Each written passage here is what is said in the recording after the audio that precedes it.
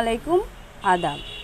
আমি লিখিতভাবে আপনাদের জানাচ্ছি, গত বুধবার ৮ জুলাই হুমায়ুন কবির নামে এক ব্যক্তি আমাকে জড়িয়ে সংবাদ সম্মেলনের মাধ্যমে বিভিন্ন তথ্য ভিত্তিহীন ও উদ্দেশ্য প্রণোদিত তথ্য প্রচার করেছেন।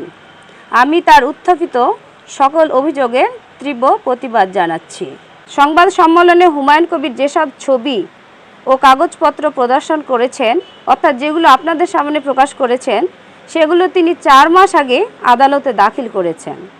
আদালত সেগুলো গ্রহণযোগ্য মনে না করায় এখন সংবাদ সম্মেলনের মাধ্যমে জনমনে বিভ্রান্তি সৃষ্টি করে চলমান মামলা থেকে অব্যাহতি পাওয়ার চেষ্টা করছেন। একই সঙ্গে আমাকে মানসিকভাবে চরমভাবে বিপর্যস্ত করে আত্মহত্যার দিকে ঠেলে দেওয়ার অপচেষ্টা চালানো হচ্ছে। আমি এই সংবাদ সম্মেলনের মাধ্যমে এসব মিথ্যা, বানোয়াট ও উদ্দেশ্য প্রণোদিত প্রচারণার তীব্র প্রতিবাদ জানাচ্ছি। 2.5 বছর 8 মাসে তো আমি মেন্টালি অসুস্থ ছিল। তাহলে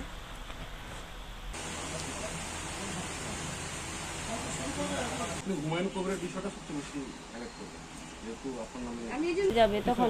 আসল কথা কি, করোনা যদি না থাকতো আমার চাকরি থাকতো না। চিকিৎসা করে, তারপরে সুস্থ না করার এই কারণে আমি অসুস্থ হয়ে আমাকে ঢাকা